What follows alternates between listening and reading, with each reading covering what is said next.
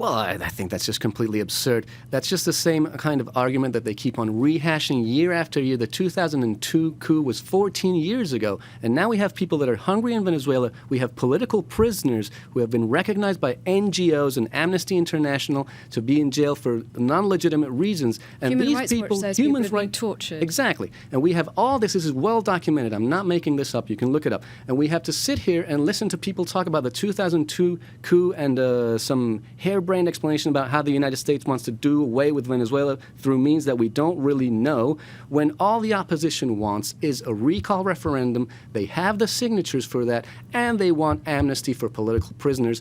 I think that they have a case to be had in that matter. And but do you think it's going to happen? Do you think they're going to get to that second phase and, more importantly, have the referendum held this year so that Maduro is not just replaced by his vice president who would have the same policies?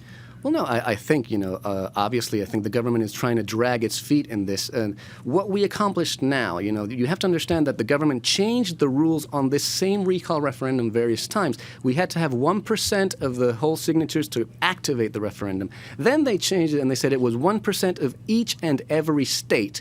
After doing that, they went through a thorough process in which they invalidated a bunch of signatures, including Mr. Capriles himself, who was the opponent of Nicolás Maduro. He could not sign against Mr. Nicolás Maduro. I know people in my family whose signature was invalidated. These cases were just very, very documented.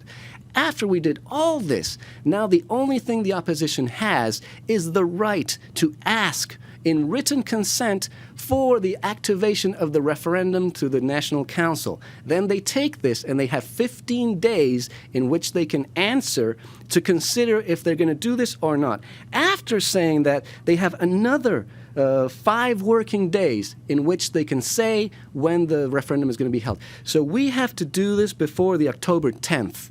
If the referendum is not activated before October 10th, then Maduro stays. It would be a complete catastrophe.